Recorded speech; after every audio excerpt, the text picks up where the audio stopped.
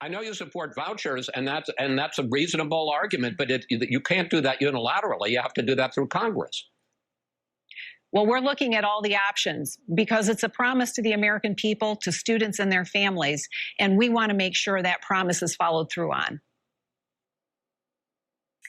Alexandra Hudson served as a special assistant to Secretary DeVos and a policy advisor in the Department of Education. She's currently a senior contributor for Young Voices, and she joins me now from Indianapolis. Welcome, Alexandra. So great to have you with us. Thanks for being here. So, based on your experience with the Department of Education, does the Department of Education have the power to force schools to open by withholding funds? Is that within its power? The Department of Education is an administrative agency, like the Department of Labor, the Department of Energy, that exists to operationalize the laws that Congress, our democratically elected branch of government, passes. And so, no, that she cannot unilaterally withhold funds and make federal dollars conditional on reopening in the fall. So let me just break it down a little bit, because I think a lot of people may be curious how much federal funding schools get, because most people are under the assumption that the bulk of funding for schools comes from local taxes. So is federal funding a really huge piece of the picture? It's actually only about 10% of the amount of money that districts operate on. So it's not a huge amount, but it is significant to schools' budget. And as we know, education is essential. It's very important, and every dollar does count. Of course, definitely for the schools, for sure. But it's interesting because a lot of, conservative commentators have pointed out that DeVos's comments are a break from how she's interpreted the role of the Education Department in the past. She's long championed local and parental control of learning over federal government control. One of her ideological allies told the New York Times, quote, Betsy DeVos 6 months ago would have thought this was ludicrous. So obviously you've worked closely with the secretary. Do you agree that this is a departure from her ideological stance on who should be controlling the schools? And if so, why do you believe she's joining the president in this? The secretary has long held the belief that parents and students should be at the center of education and education policy decision making. So it's surprising that she would give this decision making about reopening to bureaucrats in Washington, D.C. instead of delegating this to the local level.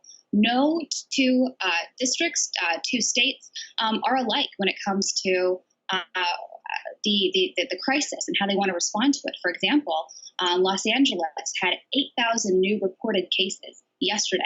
I'm calling in from Indianapolis, and the entire state of Indiana had 600 new cases yesterday.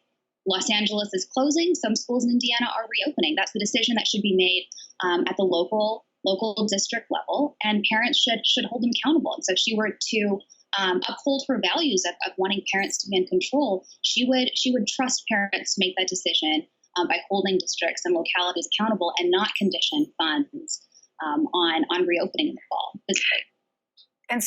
And so why do you think she's straying from that?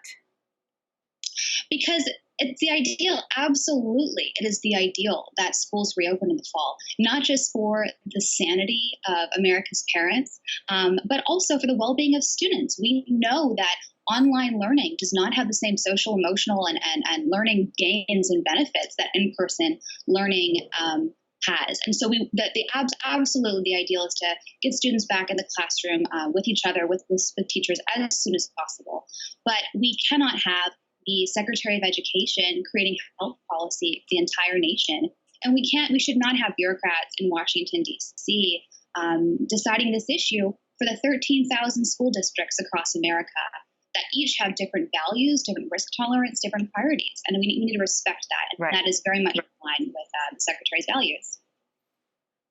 And do you think Congress then should do that, should intervene in schooling right now? Or do you still believe that it should just come from local districts? It's very much a part of the conversation around a second stimulus bill and relief bill for the COVID-19 crisis. Education funding would be a part of that.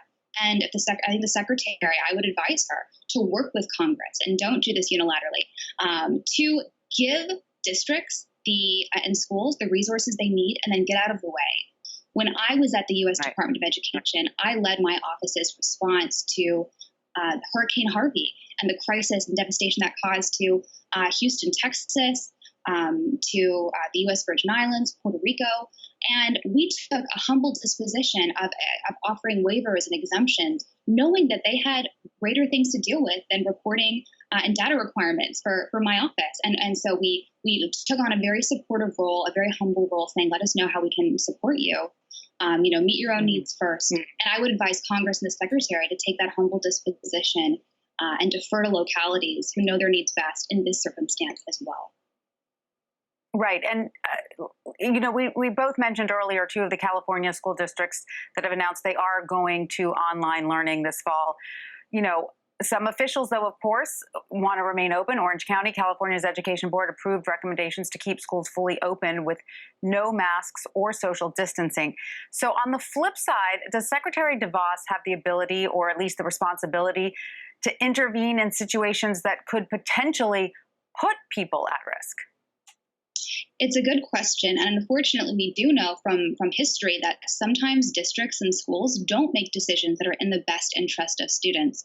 For example, when I was at the Department of Education, I was in the Office of Special Education and administered the individuals with disabilities and individuals with education, the IDEA. And that law was passed by Congress because schools unfortunately turned students with disabilities away because they were too costly and difficult to educate. So Congress passed that law because all students should have equal access to education. So, but that was done by Congress, not by the Secretary of Education.